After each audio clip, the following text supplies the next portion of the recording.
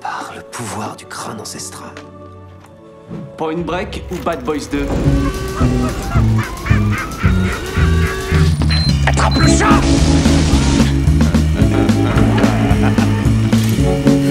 Et cette fois, John Wayne ne s'éloignera pas dans le soleil couchant avec Grace Kelly. C'est Gary Cooper, connard.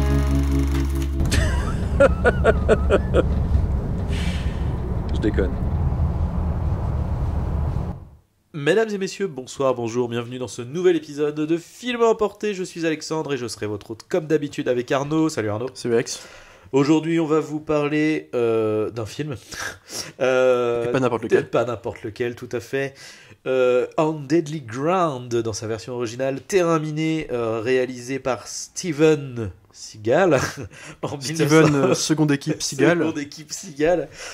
Sorti en 1994 avec Steven Seagal, Michael Caine, Joan Chen, Billy Bob Thornton, John C. McGinley, Early Army, Richard Hamilton et Bart Lourdes, bien sûr. Bart Lourdes. Très important. Très séquence très importante. Peut-être le meilleur acteur, enfin la meilleure prestation du film. Le film nous raconte l'histoire de Forrest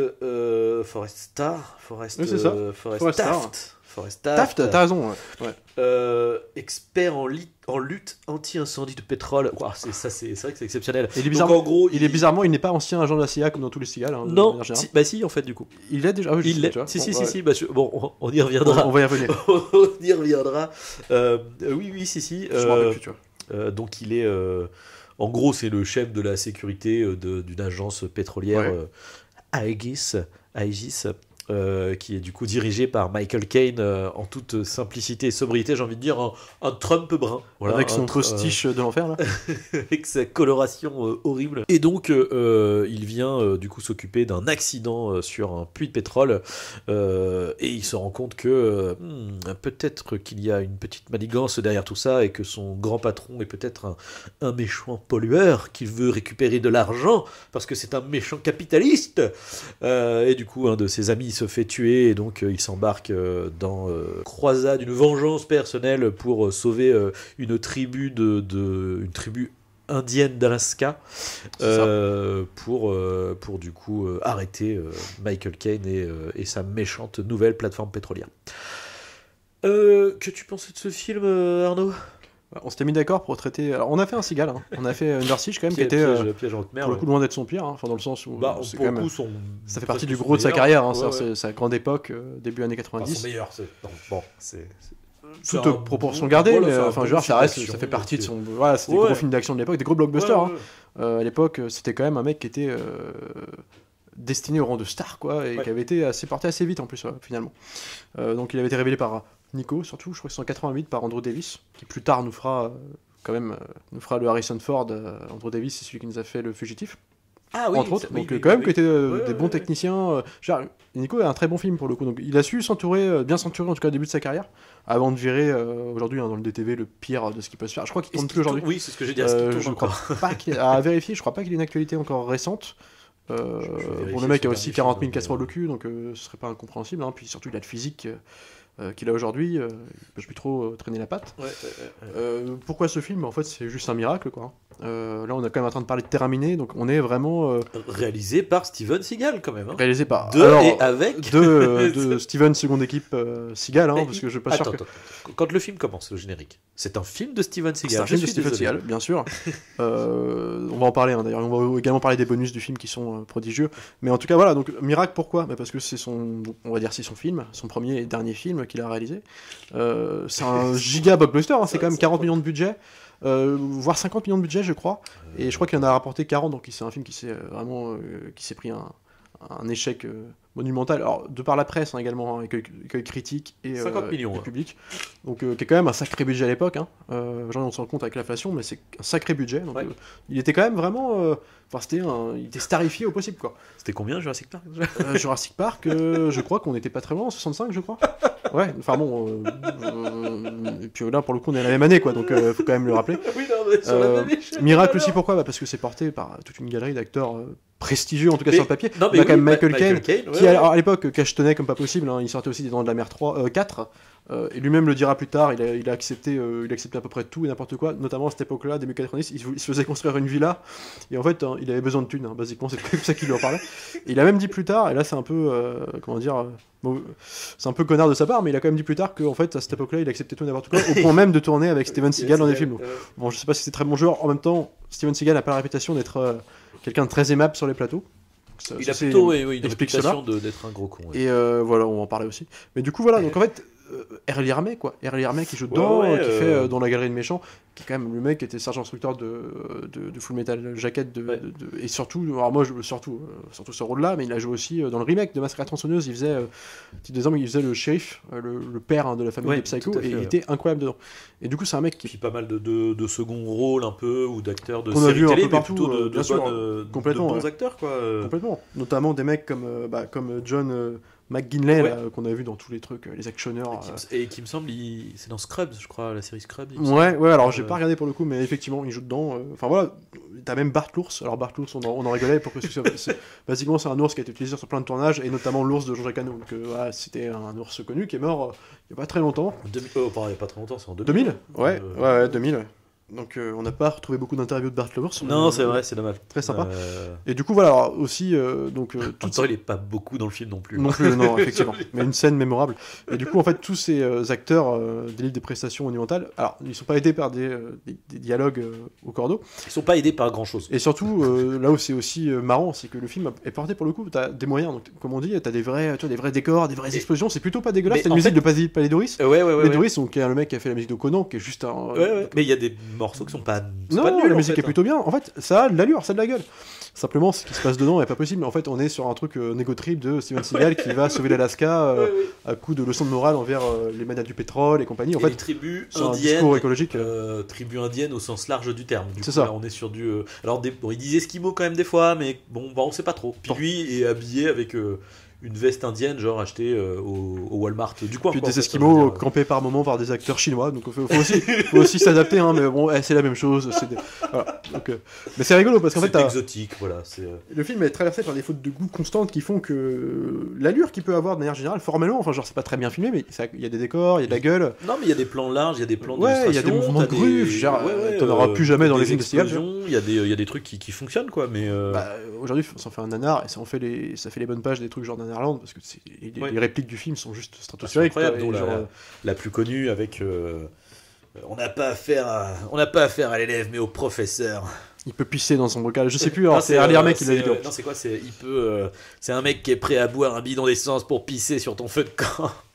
C'est un mec qui part, non, c'est vous le jetez au fin fond du pôle Nord avec un slip de bain pour tout vêtement, et il revient à Bogota dans votre piscine avec les planches, les poches remplies de pesos ou je sais plus quoi faire. En plus, elle est incroyable parce que déjà la réplique quand même est rigolote, elle est interminable, et en plus c'est juste au moment où il la sort, juste mec vous avez pas le temps de parler comme ça parce que c'est un moment d'urgence. Tu vois. En fait, c'est trop bizarre parce que normalement, en fait, tu fais ça c'est fait pour faire un build-up de personnages, tu vois. C'est-à-dire que c'est Jack Reacher, tu vois, au début du film, bien sûr. Quand ils sont là en mode genre mais qui est Jack Reacher, il a demandé Jack Reacher, et là on fait son panel en mode genre c'est un mec, il a fait des trucs et tout, il n'a pas de casier judiciaire, et puis là du coup Jack Reacher arrive, tu vois. Là en fait on a eu 1h30 de film, on sait qui est Steven Seagal parce que c'est Steven Seagal. C'est pas quelque chose que tu peux sortir quand t'as pas encore vu une bonhomme, ou alors dans des plans un peu énigmatiques, mais complètement. Non, on le sait, il a déjà défoncé la moitié du casting, il est juste en train d'installer des bombes, et puis c'est bon quoi en fait. Puis surtout, c'est là où c'est marrant, c'est que t'as l'impression qu'ils se rendent compte de l'aura du mec au moment du climax, en fait. Parce qu'en réalité, il est une menace pour leur industrie depuis le début, quoi. Enfin, il y a quand même un truc de... Mais alors, en fait, c'est ce qui fait partie de la... De toute façon, ce film est... Déjà, commençons par le commencement, le film est extrêmement mal écrit, parce qu'en fait, voilà, tu vois, typiquement, ce truc-là qui intervient à la fin, mais en fait, c'est un truc, j'allais dire... fondamental de ce film, c'est que tout est dans le désordre, et en fait, on comprend rien aux motivations de tous les personnages en fait en réalité. En fait, ce qu'on peut retenir basiquement, on en parle, hein. Alors c'est pas aussi simple que ça parce qu'effectivement comme tu dis il y a des trucs qui ne fonctionnent pas là-dedans. En gros basiquement on est sur le personnage de Michael Caine qui livre une prestation d'une subtilité étonnante.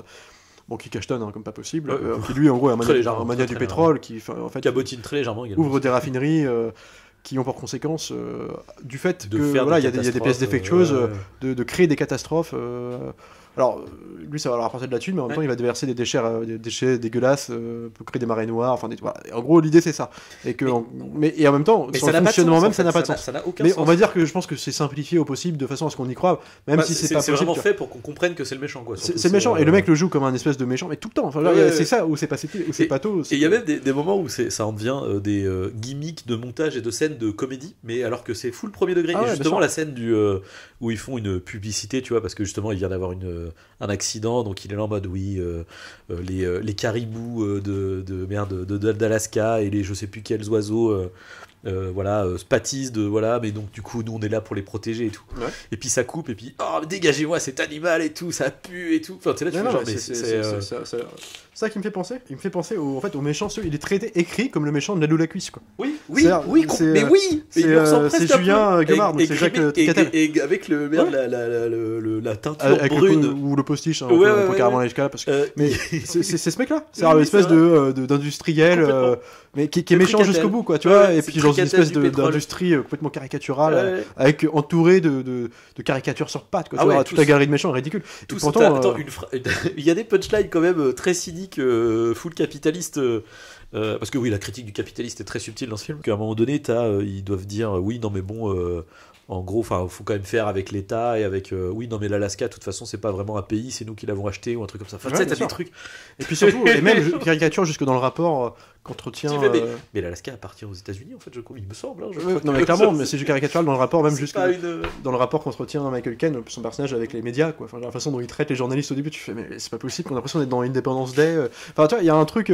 Puis en plus, genre, c'est vraiment la vision pato de grossière, Ah ouais, non, mais lourdingue c'est qu'un enfant de sans 15 ans. subtilité, ouais. Mais c'est sans subtilité. Donc ça pourrait être rigolo, et c'est Ah. rigolo au final. En Parce que c'est tellement. c'est même pas le problème que ça soit pas stupide, subtil, pardon, du coup j'ai fait Ouais. un lapsus, c'est que c'est stupide. En fait. C'est stupide, juste non mais stupide, genre, en fait. en même temps ça en fait aussi ce côté rigolo du film, dans le Ah sens bah, où clairement. le problème c'est que c'est tellement premier degré à côté, et il y a tellement de thunes dans l'histoire. Et oui. Parce que tu vois, Steven Seagal le joue vraiment comme si. Ah bah, premier degré. de comme ouf, le hein. moine bouddhiste qu'il est Bien devenu, sûr, quoi. Enfin, bien il y a sûr. un truc. Et encore une fois, dans ce rapport au film très mal écrit, en fait, on ne comprend. Alors, scénario qui n'est pas de Seagal, hein, pour le rappeler. C'est tout à son honneur de ne pas avoir écrit ce truc. Mais en tout cas, il y a Même un s'il truc. a sa gloire, En fait, pareil, on ne comprend pas. C'est-à-dire que le mec, donc il bosse pour cette entreprise. Manifestement, au début, il est C'est une sorte.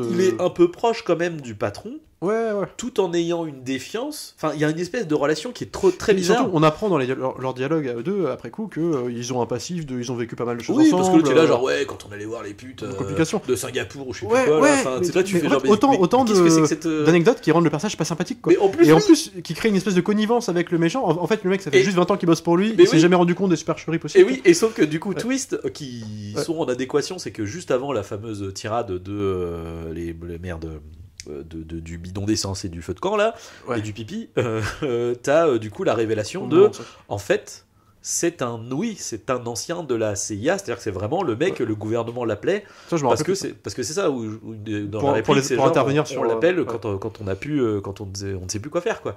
Puis- Et du coup cette scène là en plus c'est trop drôle parce que quand je crois que c'est en montage alterné où ils sont en train de dire c'est probablement un ancien de la CIA et tout, ou de la NASA en même temps. Ouais. Vous êtes con, vous avez engagé un mec, vous savez pas ce qu'il a fait avant les années 80, quoi. Ouais, bien sûr. Et du coup, cette scène-là où on découvre ça, donc lui il va dans un espèce de chalet dans la montagne, tout en haut là, et dans le chalet t'as genre un mur entier de pain de C4 et de trucs Ouais, d'explosifs. alors attends. Et l'autre qui lui Ouais. fait genre, attends, c'est quoi déjà, c'est Ah ouais, cette scène mais est incroyable. pourquoi t'as suffisamment d'explosifs Au pour cas où, pour au cas où. renverser un petit pays? Et- Ouais, au cas où. Oui, alors elle est énorme. En fait, c'est une espèce de grotte, basiquement, hein, qui est sur le sommet d'une montagne. Et le mec, il va, et en plus, le truc, la facilité d'écriture, parce qu'en Mais fait, oui. il a juste besoin d'armes à ce moment-là. Donc, t'as une grotte avec des calages, des Non, C4, de quoi faire exploser la planète entière. Et le mec, pourquoi? Au cas où. Au cas où. Au cas où quoi, en fait, Steven. Et ouais, c'est génial, parce qu'en fait, il ne se cache même plus. Le mec il éteint des feux pour l'entreprise pétrolière. Ouais, Oui, bon, on a toujours ouais. besoin d'un peu de dynamite et de. C'est pour ça que, du coup, Enfin, alors non, ça de- n'explique pas, hein, mais du coup, le fait que tu me rappelles que c'était effectivement donc un ancien agent de la CIA, du coup, je me dis, ok, bah oui, c'est un peu plus cohérent. Alors, c'est pas cohérent, Mais mais c'est c'est en plus fait, logique avec ce qui se passe. c'est Ce que tu cohérent, dis. mais c'est que, encore une fois, ça vient après une heure de film, quoi. Donc t'es là, tu vas. Puis alors, En fait, jusqu'à une heure de film, c'est comme pour le film de Jean-Claude Van Damme, là où les pompiers. C'est ça en fait, c'est que jusqu'à Ouais. une heure de film, c'est juste un mec normal en Ouais, fait, tu bien vois, sûr. c'est juste. À la limite, c'est ce qu'on lui demande. Ça, je trouve ça rigolo. Alors, par contre, moi, t'as une scène aussi que je trouvais géniale, on en parlait tout à l'heure. C'est. Il a un vieux, alors, je sais plus qui c'est le vieux, enfin, un ami à lui qui a des liens aussi étroits de près ou de loin avec l'entreprise en question, la raffinerie. Et Bah, en c'est fait. en gros, comment on appelle ça? C'est le chef de chantier, quoi. Ouais, voilà, enfin, ouais. c'est le chef de Donc, maintenance qui est au courant des Ouais. dysfonctionnements de la raffinerie, et donc des pièces Et du défectueuses. coup, on le rend On responsable. le rend responsable et du coup lui il enregistre ces informations sur disquette. Alors les méchants investissent son chalet en montagne pour le torturer, pour trouver la disquette quoi. Bien Enfin, et donc évidemment il le trouve pas, il Alors, torture. c'est il le très bute. important parce que sinon l'entreprise tombe quand même. Hein. Exactement. C'est- Donc il passe. T'as une scène en plus il insiste. Hein, t'as vraiment un quart d'heure où il Bah, il le torture quoi. Donc... le défragmente, il retourne sa maison dans tous les côtés, son chalet, t'as plus rien, tout est par terre. Évidemment, Seagal plus tard, qu'on croyait mort, revient à la vie, évidemment, et puis repasse au chalet. On en reparlera de ça aussi. Il lui faut 4 secondes pour ouvrir un placard et découvrir un sac avec la disquette en question que les méchants n'ont pas trouvé pendant une demi-heure de film. Alors, sac dans lequel il y a des armes. Ouais, parce que comme on manque d'armes, Et en plus, le mec à l'outrecuidance, t'as une réplique où il prend le flingue, il fait ah, super, j'ai mon 9 mm.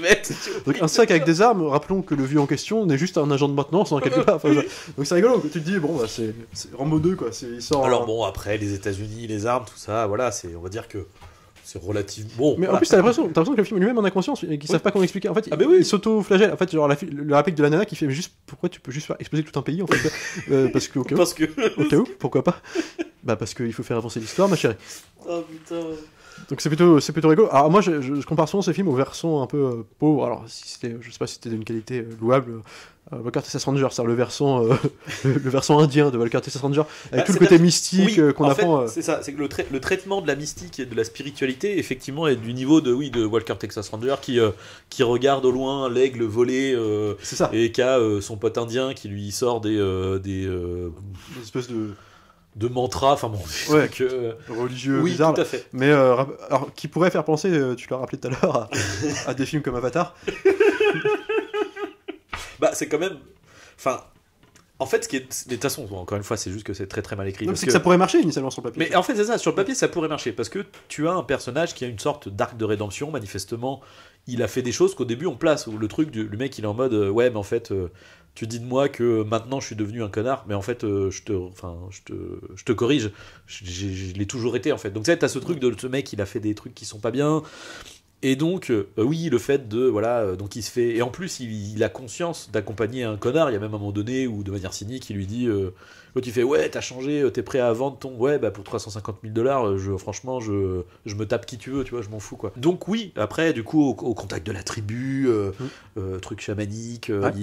donc, il y a cette espèce de truc d'arc de rédemption, quoi, Ouais, vis-à-vis bien de la nature, parce qu'en plus, il a bossé pour un mania du pétrole qui a détruit Complètement. l'environnement plusieurs fois, quoi. Mais. Comment dire disons que le côté spirituel comment expliquer, parce que ça pour le coup je trouve qu'il faut quand même le voir, tu vois, pour saisir toute la Subtilité de la la chose. subtilité, Ouais, la bien sûr. subtilité de la chose. Non, mais Je sais pas, enfin En fait, c'est un arc narratif classique, mais en soi, le problème c'est que c'était tellement grotesque formellement comment c'est traité. non mais c'est ça, Genre en fait la fameuse scène de la grotte où il a le Ouais. choix entre aller voir la alors, grand-mère. non, mais alors déjà il faut spirituelle pour et la remettre dans pute, le contexte quand même, parce que alors d'abord t'as le fameux c'est un peu, il me semble que c'est ça dans Danse avec les loups où t'as Kevin Costner, il est blessé, il me Ouais. semble qu'il se fait récupérer, donc c'est le même c'est cheminement. basiquement The Revenant, hein, il se fait attaquer par un loup. Aussi, enfin, sauf que là, il se fait attaquer par une explosion. Par une explosion. Par Ouais. une explosion. Ouais. Donc, il se fait guérir par la tribu, qui voit en lui l'élu, hein, je veux dire, globalement. Et du coup, comme c'est l'élu, on va lui faire son parcours initiatique chamanique. Donc, ils vont l'emmener hors du village pour. Et en plus, il lui faut même pas boire un truc, c'est juste il lui met 2 doigts sur le front, l'autre il s'endort, Ouais, tu vois. Enfin, c'est tout qu'on voit de partout, mais c'est presque un Mais c'est cheminement trop à bizarre. la Kill Bill 2. Et voilà, et là il commence à avoir un espèce de. Bah, il a des visions, hein, je veux dire, où il se bat avec Bart l'ours, du coup, finalement. Et puis après, du Ah ouais, coup. alors, cette scène, elle est incroyable. Alors, Bart l'ours, en plus, c'est bien parce que tu sais, il lui fait un câlin dans le dos comme ça. Tu mais- ralentis, et- ouais, mais c'est ouais. pas encore cette scène passe Et- plutôt et- bien. Mais... Et c'est. Ouais, mais c'est. Alors, ça Enfin, passe plutôt bien, plutôt c'est bien. très mal monté, Ça, quoi. c'est très mal monté. Non, mais le film est de manière générale très mal monté, mais c'est Ou- surtout la scène mais qui là, s'ensuit. particulièrement. Et alors, voilà. Je te laisse raconter. La scène qui s'ensuit, Ouais, donc comme il est dans la psyché de métaphysique, tout ça, il se retrouve dans une grotte, voilà, où il va devoir. Quelque part, c'est un peu Star Wars. C'est un peu Luke qui se retrouve face au côté obscur, tu vois. Exactement. Et donc, du coup, il arrive dans une grotte, et là, il y a une nana indienne qui est à poil. et qui lui fait une danse nuptiale. On sait pas trop. Un appel à la baise, tout simplement. Oui, voilà, c'est ça. Et de l'autre côté, il y a donc une vieille indienne. Un peu spirituelle, qui va lui un peu. Et en fait, l'idée c'est quoi? C'est la confrontation de son passé tumultueux. On imagine qu'elle était voir plein de putes, ça te confirmé après. Oui, mais sauf qu'en fait, c'est pas amené en fait. Non, moi je comprendrais, mais en fait, il faudrait qu'on amène que ce mec-là, il a des vices. Qui soit surtout t'as une scène dans un bar, tu vois, où il tape des teams, donc tu pourrais, je sais pas, il pourrait être relou avec une nana. Surtout l'information comme quoi il se tapait des putes à l'époque. Oui, voilà. Nous a amené après un trauma aussi. Nous a amené après dans un dialogue avec Michael Caine. On n'est pas au courant à ce moment-là. Et que ça soit un trauma ou quelque chose, tu vois, pour que ça soit l'amener en fait, parce que là c'est juste littéralement. Il est dans une grotte et en fait il y a rien en fait. Enfin, je veux dire, il y a pas d'enjeu, il y a pas de parce que quelque part j'ai envie de dire s'il va voir cette nana qui manifestement est très consentante pour avoir des relations avec lui, puis c'est dans son esprit en plus, donc je veux dire il fait ce qu'il veut, tu vois. En fait, ce temps d'hésitation est censé nous faire intégrer le dilemme du personnage. Le dilemme et la sagesse à venir du personnage qui du coup finalement donc et puis en plus alors encore une fois le montage est incroyable quoi, parce que t'as l'autre qui a une danse déjà qui est parce que là il y a tous les artifices possibles dans cette scène, genre le ralenti, il y a une espèce de patine d'image un peu brillante, fumé un truc avant. Ouais, voilà.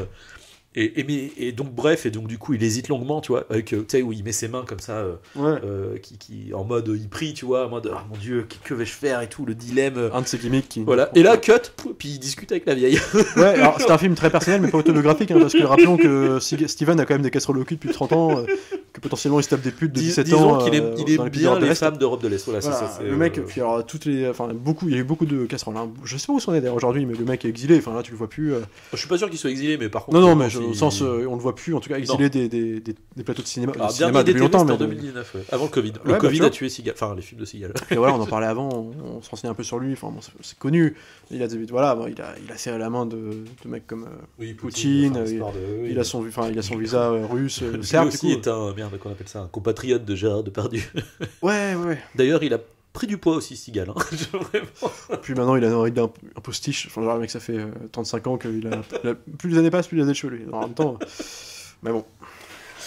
Mais bref, en fait, ce qui est étrange, non, mais ce qui est drôle avec ce film, c'est que sur le papier, ça pourrait fonctionner, tu vois. Même le délire, métaphysique et tout pourrait fonctionner, mais c'est juste qu'il est terriblement pas amené. Dans le montage, tu comprends pas en fait. C'est-à-dire que quand le truc arrive, tu te dis, attends, en fait, je comprends pas. C'est un flashback. C'est un rêve, tu vois, l'ours, c'est quoi? Ouais, mais. Est-ce qu'il a vraiment affronté l'ours? Je ne sais pas. Je ne sais pas. Mais en fait, il essaye de te faire un truc à la narc narratif à la Kill Bill 2 avec l'entraînement qui va servir de. Sauf qu'en fait, il te le fait en 3 secondes, donc il peut pas le traiter. Et surtout, c'est comme un cheveu sur la soupe, quoi. Et en plus de ça, avec encore une fois la subtilité de. Enfin, tu vois, le mec qui sort de l'eau. La subtilité la Renaissance. Alors, la Renaissance, sachant que. Tu sais, il l'explicite en plus, tu vois. Parce qu'avant qu'il y ait tout ça. L'autre, elle lui dit, elle fait oui, du coup, tu vas renaître une 3e fois. Ouais. Tu vois, et là, tu fais, bah oui, d'accord, on a compris. Enfin, ok, d'accord. Mais du coup, après, tout ce qui est après, on s'en fout parce qu'on l'a compris, en fait. Il le fait avec la subtilité d'un ours dans un magasin de porcelaine, c'est le truc de bourrin. Mais à la limite, c'est ce qu'on cherche, ce qu'on attend d'un nanar. Donc là où ça en fait un bon nanar, et un nanar très célébré maintenant, parce que genre c'est devenu un film mythique, terminé, c'est parce que c'est vraiment, en fait, c'est quand t'as un film qui est premier degré tout du long, mais vraiment premier degré, avec un mec qui fait genre n'importe quoi et qui est en contradiction avec lui-même tout le temps. C'est-à-dire que en défendant l'écologie, il explose des raffineries de pétrole en créant des trucs. Le plot de fin, c'est faut sauver l'écologie, comment on va faire? On va faire péter la raffinerie. Ouais, c'est ça, donc, et que je t'ouvre les vannes d'acide. Donc c'est un mec qui est en contradiction tout le temps. Non, parce que en fait, quand même, il a un plan. Parce qu'il est quand même. Tu sens techniquement, scientifiquement, tu vois. Il explique quand même qu'il préfère faire péter une première fois plutôt que. C'est ça. En fait, il va faire péter une première fois. Et en fait, le fait de faire péter le truc une première fois va faire qu'il n'y a pas de marée noire d'ailleurs. D'ailleurs, ce plan, alors pas le plan de l'explosion finale pour le coup, mais le plan de la première explosion, donc la raffinerie à une pièce défectueuse explose, donc ce qui prouve à tous ceux qui ne voulaient pas entendre que voilà, il y a un problème dans cette raffinerie. Et le truc explose et t'as le plan de Seagal qui est devant, impassible avec face à face avec Michael Caine. Face à face avec Michael Caine qui, entre l'autre, qui ont fait des kilotonnes, lui qui n'a aucune expression, qui est monofacial, c'est le plan le plus ridicule du cinéma, quoi. Mais parce que le film est quand même. Alors le plus. Oui, mais proportionnellement plus cher, enfin tu vois, pour un plan ridicule, tu vois. Non, mais alors après, par contre, c'est ce qu'on disait, donc t'as les moyens de son. Enfin, genre, c'est des vraies explosions, en plus des explosions au pétrole à l'époque, donc ça a de la gueule, tu vois. Genre, il y a des beaux décors, pour le coup, ils sont tournés en extérieur, c'est juste que c'est. Des plans larges, t'as des trucs. Après, toujours pareil, il y a une dichotomie, donc effectivement, c'est peut-être la problématique de. Je pense que la seconde équipe a bien filmé, mais que quand Seagal décidait des plans, c'était pas possible. Ouais. Et notamment, par exemple, quand il se fait. du coup, Michael Caine fait une tentative de meurtre sur lui pour le faire passer pour un saboteur en disant bah voilà, en fait, 2 mecs de notre entreprise c'était des saboteurs, donc bah, ils sont morts dans une explosion en essayant de faire un truc. Et donc la tribu le récupère. Et t'as un plan mais qui est cadré, mais comme où t'as comment dire, t'as une ligne qui est l'horizon où tu vois les mecs sur les trucs de chiens là, et les 2 tiers de l'image c'est de la neige quoi. Et t'es là sur les trucs, je fais mais enfin cadre ton plan, tu vois, genre c'est pas obligé, je comprends pas. Mais t'as une dichotomie là-dessus, t'as des plans qui sont et t'as des plans qui sont sinon du coup bien cadrés avec du coup, parce que quand je dis ça pourrait être harmonieux, mais c'est juste que là vraiment t'as 2 tiers de l'image qui sert à rien. Bien sûr. Que t'as d'autres plans où t'as le second plan qui habille le truc et tout, enfin où c'est comme on disait des grandes plans, chevauchées sauvages où ils traversent les récifs montagneux avec les chevaux et tout, ça marche très bien. Très joli. Alors il y en a quand même parmi nous traversés par quelques plans ridicules encore, hein. C'est-à-dire le plan où il saute à cheval par-dessus la crevasse, la façon dont c'est filmé c'est quand même ridicule. Mais en fait t'as pas mal de choses comme ça qui sont tu peux pas t'empêcher de regarder le film avec un espèce de regard moqueur quoi. Enfin, c'est incroyable. Non mais en fait, et puis toujours pareil, c'est là où ça fait la pureté du nanar, c'est que il fout le premier degré. Il y croit en fait. Mais c'est sûr qu'il est premier degré, puis il ne joue pas. Enfin, Steven Seagal n'a pas d'expression. Et alors après, il faut quand même le rappeler. Après, moi, la question, parce que après, j'ai pas vu finalement énormément de films de Steven Seagal, mais est-ce qu'il a jamais joué? Non, il a jamais été. Dans Nico, qui est peut-être un bon film, est-ce qu'il joue dans Nico? Je suis pas le plus grand connaisseur de Seagal, mais je sais qu'à l'époque, dans les fin des années 80, c'était un mec qui était devenu un mec très rapidement parce que t'avais tout un marketing autour de lui. C'est-à-dire le mec nous faisait croire qu'il était agent de la CIA, qu'il avait fait plein de trucs un peu improbables. Et que en fait les gens y croyaient, en fait c'était vendu un peu comme ça, on savait pas ce qui était vrai, ce qui était faux, et pendant fin années 80, début 90 c'était un mythe le mec, le mec il a travaillé pour la, enfin tu vois, des trucs pas possibles. Il s'est avéré avec les années que c'était des conneries. Il y a encore des choses un peu restées à l'état de mystère. Aujourd'hui, il y a des choses qui sont cohérentes aussi. Alors, bizarrement, c'est qu'il s'est converti au bouddhisme, je sais plus quand. Il a été shérif aussi. Il est toujours. Ouais, ça a été un des premiers à ouvrir, je crois, en Chine, des salles de combat, être le premier étranger à ouvrir. Enfin, il a fait plein de trucs comme ça, en fait, qui font que, voilà, c'est devenu. Et c'était un champion aussi à l'époque. Donc, il part pas de rien, simplement. C'est juste que c'est le marketing qu'on a fait un truc pas possible. Le problème, c'est que le mec avait des contacts à la Warner, je crois que c'était la Warner. Oui, bah c'est la Warner, sur plusieurs films. Et en fait, la Warner aussi en supportait plus, parce qu'apparemment ça se passait super mal sur les tournages. Ils étaient en contrat sur 3 films, ils étaient obligés de tourner des films avec lui après coup. Donc après, t'as eu les Under Siege 2, Piège à grande vitesse, qui dans son genre est pas mal encore, mais c'était encore des films de Cinoche quoi. Qui est encore propre. Ouais, mais après ça s'est terminé, je crois, en fin 90. Après, il n'y a plus rien branlé. Enfin, après, c'est des TV. Plus personne ne voulait tourner avec lui, il avait des casseroles au cul tout le temps. Genre, il a pris du poids. C'est quand même aussi important de le rappeler, parce que non, il fait juste 200 kilos, quoi. Enfin, il a fait une série, je crois, que j'ai pas vue, où il joue un flic. Enfin, c'est une série à sa gloire, tu vois. Et mais t'as des fans hardcore aujourd'hui de Steven Seagal qui continuent d'acheter ses DVD. Alors, on ne tourne plus maintenant depuis 2019, mais c'était des trucs, il fallait les voir, quoi. Et puis, il y a des trucs obscurs où à la fin, c'était carrément. Il se levait plus de son siège. Donc, en fait, t'avais des espèces de cuts, de plans de coupe où en fait t'avais ses yeux, puis son éclairé parce qu'en fait il avait 4 tu vois, double menton, donc en fait la lumière faisait qu'on voyait que ses yeux, puis en fait c'était l'ombre, sa doublure qui fait juste 100 kilos de moins que et sa doublure qui avait 17 ans, qui faisait 80 kilos, qui sautait par-dessus les trucs, et tu disais mais c'est pas possible quoi. Bon alors il y a pas ça là, pour le coup il est en forme. Là t'as l'impression de voir les plans de Laurent Ronac, parce que tu sais Laurent Ronac dans une migration que vous allez me dire d'où il part, dans Camping Paradis, il se trouve que des fois il y a des moments où en fait ils ont tourné des plans à l'époque où il était encore gros quoi, qu'ils ont intégré à des épisodes où il est aujourd'hui plus maigre. En fait, il y a des scènes où il danse, où t'as des espèces de cuts dedans où en fait il fait 200 kilos et c'est exactement ça avec Steven. Voilà, c'est une digression, je tenais à la faire. Mais oh la vache. Mais après, alors, à noter qu'il monte à cheval quand même dans ce film-là, il était encore en forme, donc il fait pas mal de choses. Moi, je passais mon temps à chercher ses doublures. Il se bat quand même, tu vois. Mais par contre, voilà, encore une fois, en termes de mise en scène, ce qu'on disait, c'est que, il a l'air ridicule. En fait, quand tu vois le film, tu te dis, mais il ne sait pas se battre, en fait, véritablement. Mais la photomontage, la mise en scène et aussi aux chorégraphies de combat qui là sont très mollassanes. Oui, parce qu'encore une fois, je sais pas, c'est quoi qu'il fait, c'est du karaté, c'est du. C'est l'aïkido. Je crois que c'est l'aïkido. À vérifier. Je sais pas. L'aïkido, ça peut être visuellement, ça peut être intéressant en fait, d'avoir un mec qui se bat avec l'aïkido, mais là, t'as juste l'impression que le type, tout le monde peut le battre en fait, tu vois. Genre, bah il fait. En fait, c'est très théâtral. Ce qui fait que t'as l'impression de voir les mecs qui ont répété, en plus une chorégraphie qui est pas du tout mise en valeur par la mise en scène. Ce qu'on disait, le mec, son gimmick, je crois que pendant le film, il doit défenestrer à peu près 4-5 personnes, quoi. Bah, son grand truc, c'est éclater la tête des gens sur les vitres, quoi. Donc t'as un nombre de vitres pété incroyable dans le film. Ralenti, bien sûr. Ouais. Joel Silver a dû passer par là, mais. Oui, bien sûr. Mais bah ouais, c'est bizarre. C'est un film qui est bizarrement. Alors qu'il se fout. Je pense qu'il se voudrait. En fait, c'est un actionneur bas du front qui se voudrait danser avec les loups. Quoi. Ah bah bien sûr, bien sûr. Donc bon. Alors c'est ça qui est rigolo. Et d'ailleurs, en fait, c'est ça qui est terrible, c'est que comment dire, du coup, il y a tout une scène de fin qui est toujours. Alors en fait, qui est en dichotomie, c'est-à-dire qu'elle est tout autant. Comment dire ça, à la gloire ego trip de Steven Seagal, et en même temps une volonté quand même, je pense premier degré et sincère, tu vois, de faire un vrai film écologique et qui bon, n'est pas fine, mais on va dire pourrait fonctionner dans un film dans un film qui fonctionne quoi. Ouais, c'est pas moins fin qu'un truc à la Rambo 2 si tu veux, mais c'est ça, le seul truc fait, c'est que c'est fait. C'est pas moins fin que Don't Look Up ou un truc comme ça. Non, mais mais Don't Look Up ça a le mérite d'être une satire. Voilà. Mais oui, et ils font exprès de pousser. Et il y a de la comédie. Il y a de la comédie. Donc là, tu pardonnes tout, si tu veux. Bah c'est ça. Que là, c'est full premier degré. C'est en ça que c'est rigolo, parce que le film se termine quand même. Il vient de faire exploser tout l'Alaska, quoi. Et il te fait un discours après sur l'écologie, enfin genre qui dure une plombe, le discours devant une conférence, enfin tu sais dans une conférence. Oui, et qui va dans tous les sens, qui parfois frise aussi un peu avec le complotisme aussi. Puis t'as le truc où il se bat comme tout le film avec son espèce de costume indien, la tête. Enfin t'as quand même un truc de, c'est ridicule. C'est-à-dire que le mec en fait visuellement, tu vois que le type, je veux dire, je sais pas, il est habillé. C'est pas. Tu sens que sa veste, c'est pas un.